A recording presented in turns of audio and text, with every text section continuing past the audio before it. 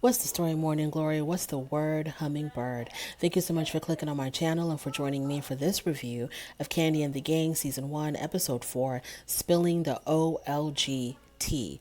So we start off with Kandi and Todd. They're having a conversation at home and they're talking about the information that Patrick had brought to Kandi regarding all the stuff that Shandricka had said about the restaurant, what she said about management. She had said that the food was not consistent, people are always complaining, and so on and so forth. And so based on that, Kandi and Todd have decided that at some point they need to sit down with the entire staff and have like a big old come to Jesus moment with the staff.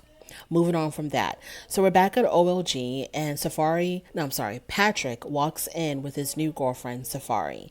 And I guess he brought her there for lunch or something. So he decides to sit them directly across from Shandricka's hostess booth. And obviously he was trying to put it in her face that he's got this new beautiful woman, new beautiful girlfriend, and he wants Shandricka to get, like a full view of the beauty that is Safari. Now, Shandricka was really funny. She says, of course, Patrick brings his girlfriends to OLG because of him being a staff member, he gets the food for free. And so then Safari proceeds to order a vegan meal, which is cornbread and honey and a glass of water. And then the producers make it a point to let us know that the cornbread at OLG is anything but vegan. Shandricka says in her confessional that, Patrick having a new girlfriend doesn't mean anything to her. It means nothing to nobody, actually, because he runs through women pretty quickly, and Safari is just another girl on another day. So then Patrick introduces Safari to Torin. And once the introductions are done, I think Torin brought up when are him and Patrick going to get together to go over the stuff that's needed for the renovation or the interior decorating of Patrick's new apartment. And that's when Patrick decides to tell Torin that his services will no longer be needed because he's hired Safari to do the interior decorating. And I think Torin made a comment about, well, it would have been nice to have gotten a heads up about that. And so this whole scene was really stagey to me. It was a good scene, but it was still kind of stagey because after Patrick introduced Torin to Safari, that should have been the end of it, of this little threesome. Then I would have expected Torin to leave the couple alone to proceed with their lunch. But instead, he's like, so what are we going to get together to go through the stuff that's needed for the interior decorating? As if to bring up the whole issue of the interior decorating and then to talk about how he was fired and Safari was hired. That just didn't really flow. You introduce and you talk about the interior decorating. To me, that really didn't flow, especially at that moment when the introduction was just made. But anyways, that's what they did. It was a good scene, but very stagey. So then Patrick was like, yeah, I'm going to hire Safari to do the interior decorating. And then Torin is like, well, if she's going to be doing the interior decorating, I'm assuming she's also going to be hosting or doing the party planning for your housewarming. And then I think it was Safari. One of them said, either Safari or Patrick said, well, we're not going to be doing the housewarming party either. And the reason is because Safari doesn't want his coworkers and his friends to know where he lives. Why not Safari? Like, what does, and there was no explanation given. Like, why do you not want your boyfriend's friends, his friends that he had before you, why wouldn't you want them to know where he lives? That made no sense to me. If you don't want him to have the housewarming party because you're not comfortable being around some of his friends, such as Shandricka and now Torin, then just say that. Or just say we're going to be busy. But to be like, oh, I don't think his friends need to know where he lives. That made no sense. That was so crazy to me. So then Philip says, okay, so we move on from that. So then we have the next scene where Philip goes to see his best friend Andre. And of course, he's telling him about all the issues at OLG and all the, the problems that he's having with the staff, so on and so forth. And then he tells his friend that there's no need for all the disrespect that he's getting from the staff. And I'm thinking to myself, Philip, you did not form your lips to say that because you're the one that's giving off the disrespect. When you're not around, everybody gets along fine at OLG. In fact, they're getting along so well and having such a good time that no work is getting done.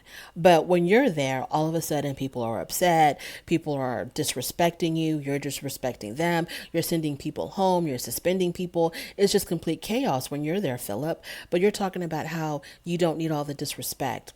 Well, maybe if you didn't give it, you wouldn't be getting it. But to me, I think Philip is the one that starts all of the chaos and all of the animosity that's going on between him and Kandi's staff. Moving on from that. So now we're at the big town hall meeting. So everybody's there except for Philip. For some reason or another, I think Kandi says she wanted her staff to talk freely without, Philip there intimidating people with his, military stance. So she didn't invite Philip. The whole staff is there. Kandi and Todd are there. The three old ladies are there, and Don Juan. So they open up the floor. Kandi opens up the floor. She's expecting, I guess, to get an earful, but it wasn't like that at all. It starts off with Juju. He is a waiter there, I think, and he says that he was wondering where are the big server stands. They need them. They can't use them. They don't have them. And I think Don Juan said, well, they're already here. They're in the back room somewhere. So this made Brandon look really bad because Brandon is the manager. And you would think that he would be aware when equipment comes in that needs to be used because he's the manager there. And he should be like kind of on top of things as far as the orders, what's come in, what's on its way, what's being delayed. But Brandon was absolutely clueless because he's busy chasing Dominique around.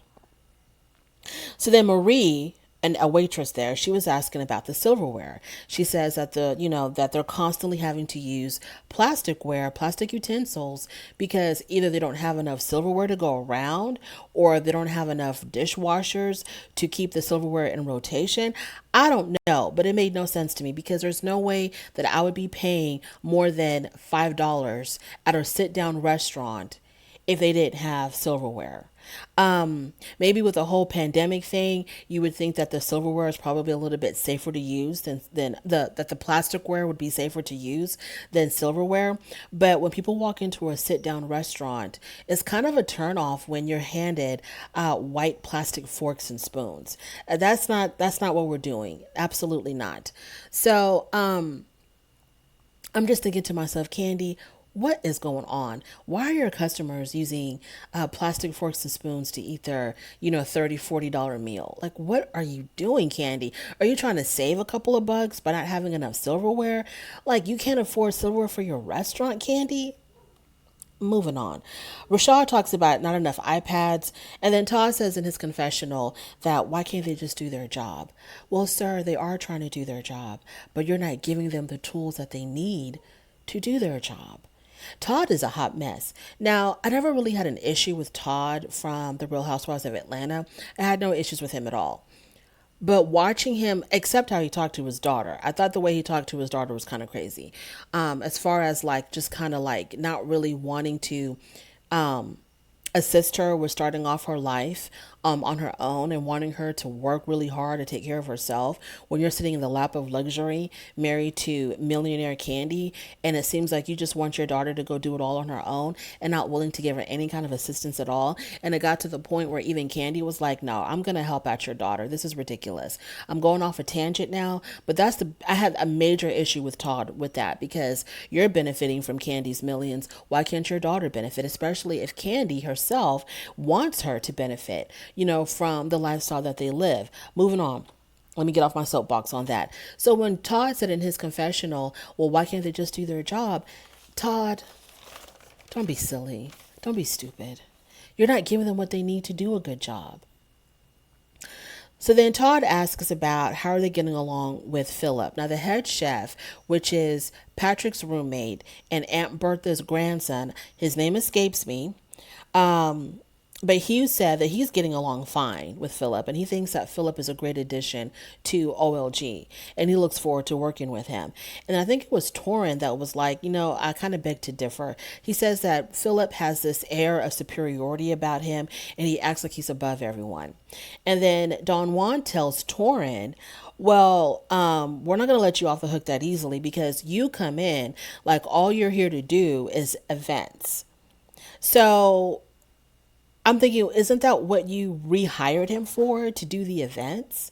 And isn't that the main reason why he left OLG to begin with, is because he thought he was only there for events, but y'all had him pulled in like 1,000 different directions, and he was spread so thin that he was stressing out and he ended up quitting. So why are we repeating the same mistakes of the past for both ends, on both ends? Because Torin, if you knew that working at OLG again, you're going to be required to do a little bit of everything, then don't complain.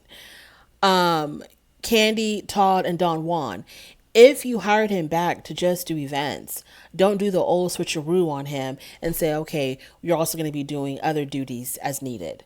No, no, that's not going to fly either. So hopefully they all had a meeting of the minds when they rehired Torin, as far as, are you just doing events or are you doing events and everything else? But anyways, Don Juan's point was like, that whole issue that you had with Philip, you kind of came off like, well, you're only here for that one specific thing, when maybe Philip was had the understanding that he was going to be doing a little bit of everything like everybody else. I don't know. So then Kandi wants to hear from Shandricka, who's been absolutely mum this whole entire meeting. And so she shines the light on Shandricka and she's like, Shandricka, do you have anything to add? Because she knows that Shandricka had a whole lot to say behind her back. So Shandricka says no, she doesn't have anything to add. She's good. And then Patrick takes it upon himself to tell it all on Shandricka. He says, well, Shandricka said that the food is not consistent. Shandricka said A, B, C, and D. Shandricka said X, Y, and Z. And Shandricka was like, oh God, she knew that she was in some hot water. And it's like, Patrick, you like to be big and bold when it comes to throwing your friends and your coworkers under the bus. But where's that big and boldness when it comes to Safari? So Shandricka says she finally decides to speak up for herself, and Shandricka says that well, the customers, they do complain a lot about the inconsistency of the food. They'll come in one day, order something, and then come in another day and order the same exact thing, and it's just not the same. Now that's a big deal in the restaurant industry or in the food industry in general, because people don't like that. If they go somewhere and they order something and they like it and they want it again, they want it to taste exactly the same. And your customers will tell you if one grain of salt is missing, they will let you know. If you change up one tiny thing, you're going to hear about it. Consistency is everything, absolutely everything, because you like something, you enjoy it, you want it again. You don't want to spend your something or put something in your mouth that you think is going to taste one way, but ends up tasting like something else. Nobody wants to go. Anyways, moving on. So Mama Joy says, in her confessional with her two sisters, she says, don't you ever come into our restaurant complaining about the food, because we have the best food in Atlanta. Mama Joyce, that wasn't even the topic of the conversation, sweetheart. The topic of the conversation was consistency. Shandricka never said that they complained about the food being bad. They just said that it wasn't consistent. It didn't taste the same. It might be different, but not necessarily bad. And whether it's good or bad, people are expecting the thing that they had before, especially if it's the same exact thing that they ordered before. So for Mama Joyce to say that, don't complain about our food, we got the best, it's almost like, she's got that mindset that's gonna hinder any type of improvement or any type of growth, because you've already have it set in your mind, this is the best food ever, nothing needs to change, and you're always going to be getting the same 2 out of 5 star ratings, the C- ratings, because you have this idea in your head that nothing needs to be changed, we're perfect. So Melvin says, okay, Melvin is the head chef, that's his name. So Melvin says that, we are consistent. There's the recipes are there, all the chefs are following the same recipes, so the consistency is there. Okay, so are you saying Shandricka's lying? She's completely making this up? That no one has ever complained to her about the inconsistency of the food? And so Todd says in his confessional that he really wants to fire Shandricka. Why? She does have a bad attitude. If you want to fire her for the attitude, then let's talk about the attitude. But what she said, I don't think she was wrong. I've never eaten there. I have no idea, like from personal experience. But I don't see why somebody would lie about this, because it's been the same complaint that she's had since the show's been on TV. She's complained about the consistency of the food. So Marie, she decides to change the subject, and she has a whole nother complaint. She's, I think, one of the waitresses. She says, well, who's in charge of cleaning the menus? I was like, what? How petty can you be? She says, who's in charge of cleaning the menus? And then Shandricka gets very defensive because evidently, that was a loaded question. I guess at OLG, it's the hostess's job to make sure that the menus are clean because she's the one that's actually handing them out to the customers. So she's responsible, I guess, for keeping them clean. But it was a little bit petty because if you see that the menus are not clean, anybody can clean them. I mean, just clean it. You know what I mean? And then, of course, as you're cleaning them, you can give a friendly reminder to Shandricka because you don't want Shandricka to get too comfortable if that's her duty. You don't want her to get too comfortable and never clean the menus because she's like, why do I have to? Because everybody else is doing it. So, yeah, if you see that the menus need to be cleaned, go ahead and clean them. And as you're cleaning them, just give her a little friendly reminder that, maybe before you hand out the menus to the customers when they walk in, Shandricka, please just make sure that they're clean. So then Torin says, if you see that they're dirty, go ahead and clean them yourself. And then Kandi suggests a team building event. Whatever. And then Mama Joyce has it in for Brandon because she talks about how one day when she walked into the restaurant, she said hi to Brandon and Brandon didn't even acknowledge her. And Brandon was like, I didn't even hear you. And I think Bertha was like, of course you heard her or something like that. And yeah, so the old ladies, they don't see it for Brandon at all whatsoever. Moving on from that. So now we have Torin and Patrick. They are talking, Torin and Patrick, yeah. Okay, so they're having a conversation. They're talking in the parking lot. And Torin says that it really wasn't cool that Patrick fired him from the interior decorating job. And then Patrick was like, hey, I'm whooped. He just went out and admitted it. He was like, I'm whooped. Okay. My woman has me whooped. So whatever she wants, she gets. I really do apologize, but that's just how it is right now. So Patrick apologizes for, letting him down or whatever. And then, he had offered him to still do the party. Torin had offered that he could still do the party, but Patrick said that he needs to talk to Safari about it first. Or, no, he said that Safari told him no. Yeah, that's what he said. Because Torin was like, I'll still do the party for you. And then Patrick was like, yeah, I already talked to Safari about it. And she was like, no, we're not doing that. So then at that moment, he calls his girlfriend to ask if he can still have the party. And Mama said no. She says no, she's not comfortable. We're not doing no damn party. Moving on. So now we are at Patrick and Melvin's apartment. Patrick is talking to Safari about the party because he really wants to have this damn party, evidently. And Safari is like, I already told you, we already talked about it. We're not having no damn party. Because she says she doesn't want his coworkers to know where he lives. And she finally did admit that she's just not comfortable around Shandricka. And Patrick asked, well, let's say that we did have the party. Let's say that you gave me permission, to be a man. And I decided that we are going to have the party. Can we just talk about who you would and would not invite to the party? So you would be comfortable. And she's like, sure. So he does this whole list of who's allowed, who's not allowed. And basically she doesn't want Shandricka and Torin at the housewarming party. Moving on from that, Rashad and Brian, they are at Brian's house. So since Brian has been suspended from OLG, he says it's been a good thing actually for him because it's given him a chance to work on his own side hustle, which is soul rolls, which are egg rolls filled with soul food. So he's been concentrating on that, still making money. The money hasn't stopped just because Patrick suspended him. So, they talk about Brandon's lack of professionalism and, how it's just like he's just a really poor manager. He's very hypocritical because the things that he does himself, he'll tell the staff not to do. For example, in Rashad's confessional, he says, you tell us that we can't drink, but the manager can go out and bang the bartender. So where's the professionalism in that? Moving on from that, we're back at the OLG restaurant. So Brandon invites Philip to his birthday party and, Kandi and Todd, they decide to show up, and everybody's excited to see Kandi. So this looked like a real moment because Kandi walked in and people automatically took out their phones and they were taking pictures of her and they were saying hi to her. So the customers were really happy to see Kandi.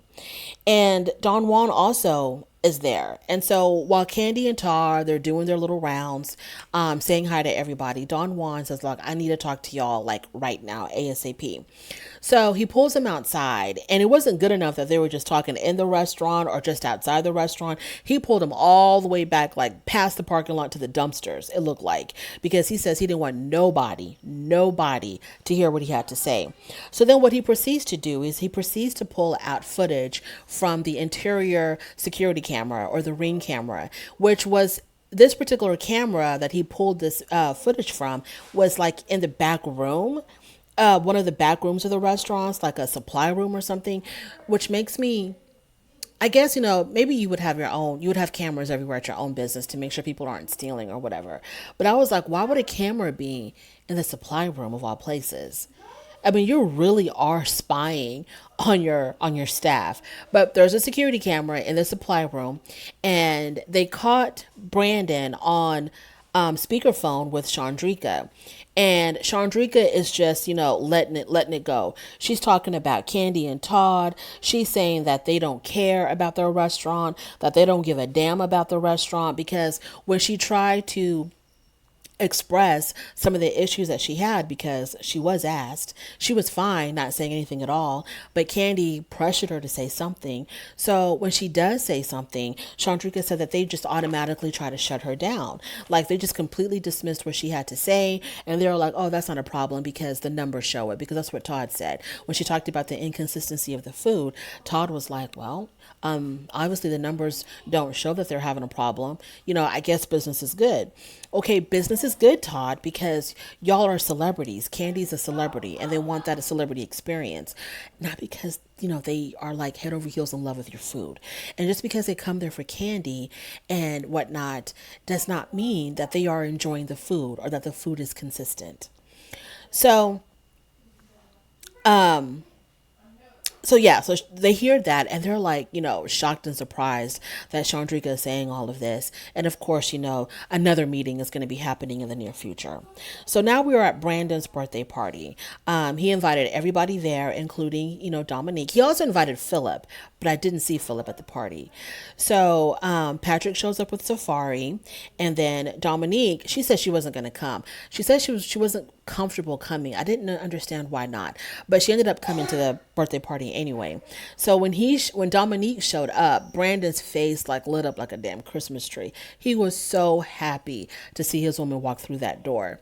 So Dominique shows up, and as far as Brandon was concerned, that was a very defining moment, because for her to show up at this birthday party where he had like basically his whole family there, his parents there, it meant a lot to him, and it showed him that Dominique really cared for him. So he formally introduces Dominique to his parents. The mother said that she was gorgeous, and she definitely is a very beautiful woman. And then we see Safari, Patrick, and Torrin talking. So Torrin asks Safari, what made you like want to date Patrick? Like, what made you succumb to Patrick? Because I guess Torrin really doesn't see Patrick as anything that, a woman like Safari would want. And then, Patrick was like, it was my cuteness, my charm. What are you talking about? And then Patrick says that he's actually not whipped. But you are. He says he's actually not whipped. He just found his person. So then Torrin in his confessional, he says, Safari thinks that she's the Martha Stewart, but you do booties and I do bedrooms, meaning that, stay in your lane with your cool sculpting, liposuction, whatever you're doing over there. I'll stay in my lane doing the interior decorating. So Safari and Torrin, they decide to clear the air. Safari does end up apologizing to Torrin about, how things went down when he got fired from the interior decorating job. And Torrin asks if Patrick will have a housewarming party. I'm like, what is up with this damn housewarming party? So he asks Safari, well, do you think he's still going to do the housewarming party? And Safari says, well, that's why I'm here, to kind of feel things out a little bit. We're back at the OLG restaurant, sorry. So Kandi and Todd, they arrive because they want to have a meeting with Shandricka, who Todd refers to as this girl. Because when he's talking to Kandi, he says, so when are we going to have a meeting with this girl? I'm like, Todd? What is wrong with Todd? Don't make me side with Mama Joyce in how she feels about you. Because whenever Mama Joyce expressed, her negativity towards Todd, I used to really hate it because I thought it was very disrespectful to her daughter's marriage, to her daughter, and definitely to Todd. And I used to hate it whenever she would talk bad about Todd. And I wasn't here for that at all. But now that I see how Todd is, Todd, don't make me side with Mama Joyce on the kind of person that you are. Because how can you refer to her as that girl? That's a full grown woman working at your restaurant, helping you make money. Moving on. So Kandi is kind of hesitant about having this meeting with Shandricka because we know Kandi, she doesn't like confrontation. She sees her staff, as her family. And, she's not trying to fire nobody. She'd rather that restaurant go down in flames and her with it than fire anybody. So Kandi says in her confessional that she's worried that Shandricka could be spreading her negativity towards the other employees. That's the second time that something has been mentioned about one person spreading negativity to everybody else. Because there was an issue with her cousin. I forgot what her cousin's name was. Was it Tammy? There was an issue with her cousin when she got let go from OLG, or when she quit OLG. She wanted to stage a walkout, and she was going around asking other employees at the restaurant, who's coming with me, who's coming with me. And so Kandi really, really, really hated that. So now she's in fear that Shandricka might do the same thing, because she's got negative feelings about the restaurant or about Todd and Kandi. She's worried about Shandricka spreading that negativity towards everybody else. But little do you know, Kandi, they already feel like that.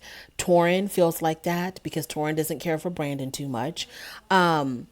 Brian feels that way. He's already having negative feelings about that place. Philip feels that way. You don't have to worry about one person turning positive people negative, or twisting everybody else's mind to have negative feelings towards your restaurant. These are all adults that can all think however they want to think. They're having their own experiences at OLG. I don't really think that anybody can turn anyone else's opinion about anything, unless you are kind of guilty about not being the best owner and not really, doing what you need to be doing for your staff. Because from that town meeting, Kandi, you had staff that are not really featured on the show, like Juju and Marie. They were the most outspoken ones about how things are just falling apart at OLG. So you don't need Shandricka. You don't have to worry about Shandricka doing it. They're seeing it for themselves. Moving on. So, she says that they don't need Shandricka around if she's going to be doing all of that. Now, Kandi and Todd, they bring up how, so they I think they brought her, so at this point they brought her outside to talk to her, to have a one-on-one with her. And they bring up how she said that Kandi and Todd don't give a damn about the restaurant.